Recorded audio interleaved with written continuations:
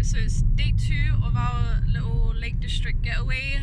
We're currently in the car going to a village called Grasmere. Then we're going to go to a few other little villages and towns, and then Windermere, which is the largest lake in England, or the UK, right? The whole of the UK.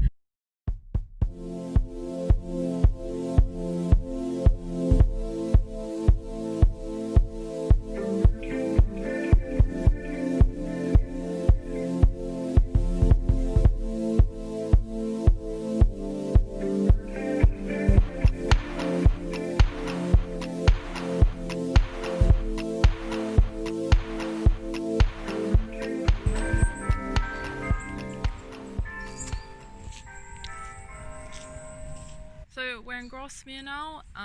So one of the things it's known for is a romantic poet from the 18th century called William Wordsworth, and we're actually in the gardens called Daffodil Gardens, which is sort of made for him as a memory, and it also emulates one of his poems called I Wandered Lonely as a Cloud, I believe it's called. I also read some of his other poems, and one that stood out was Tables Turned. I'm just trying to remember them off the top of my head, and that one was quite interesting because it was talking about how you can learn a lot from nature, more than you can from books, which is interesting, especially as kind of relates to what we're doing now, just kind of out in the lakes.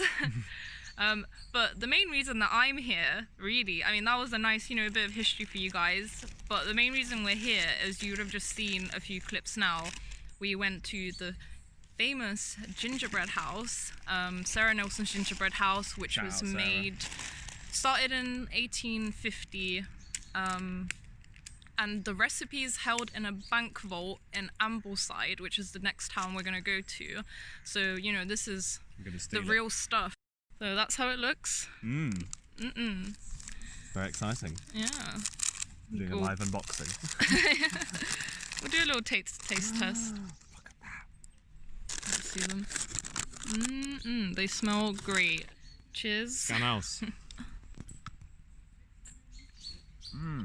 Is it good? Oh yeah. Very nice. Worth the whole trip to the Lake District.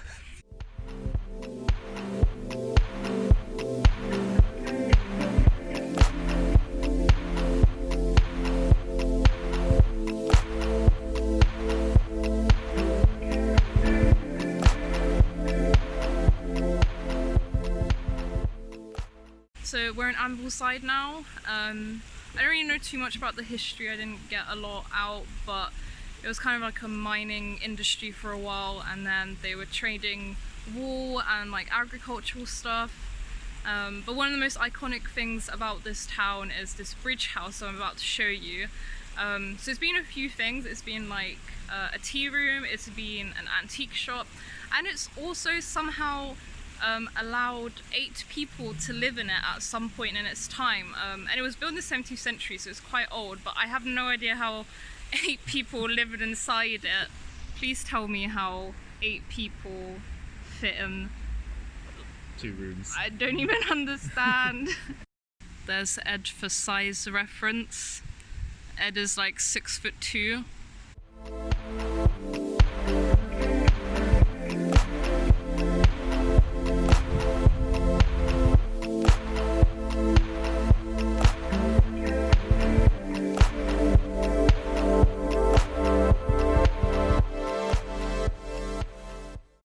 So now we're in a village called Hawkshead. It's just a really small, cute village. We got ice creams, which are delicious. I got a Jaffa cake one, which is really nice, and you got bacon and waffles. Very obscure, but very nice. And yeah, these streets are just very cute.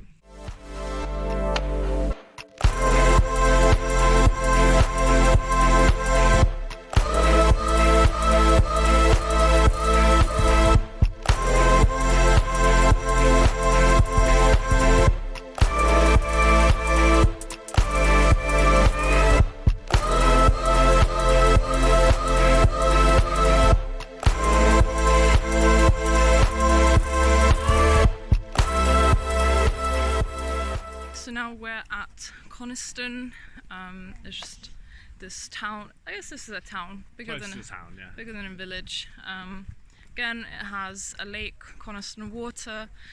One of the things this town's known for is John Ruskin, who lived the last sort of 30 years of his life here. He was an English art critic. I really don't know much about that at all because it's not something that I'm interested in. But I'm 22, like, it's not, he was in the 18th century. That's kind of all I know about him and all I know about the town. It was also a copper quarry sort of in this area, so that's kind of the interesting things.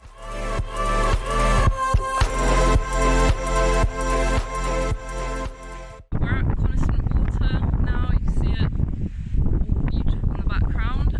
Another interesting fact that I have is about Donald Campbell. So he broke 8 world water and land speed records. Correct. It's such like a mouthful. And he actually broke 4 of the water ones at this lake, and then unfortunately also died at this lake trying to break a record that he'd already set in Australia, and he crashed at about 290 miles per hour, which is quite crazy. I think his remains and the boat he was in were recovered only 20 years ago, but he died in about, I think it was late 1960s or early 1967. Thank you for the fact check. So yeah, that's quite crazy that so much has happened here, and it's very pretty. Would you agree? Yes.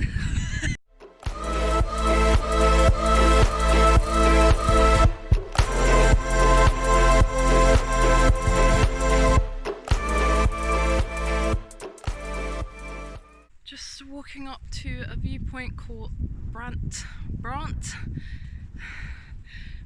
Fell, which should be some nice views of Windermere. So Windermere is the largest lake in the UK, as I mentioned earlier, and the term mere, sorry if it's windy, the term mere means it's wider than it is deep, so it's basically a shallow lake.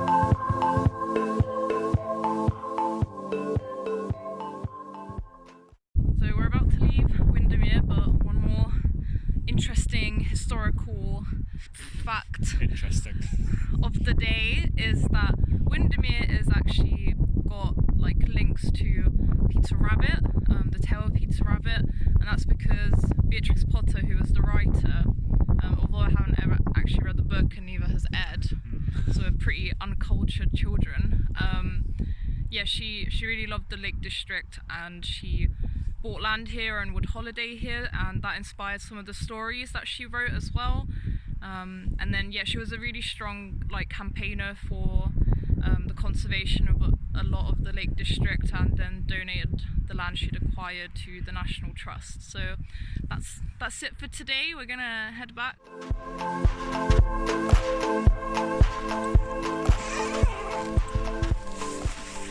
Welcome to our crib.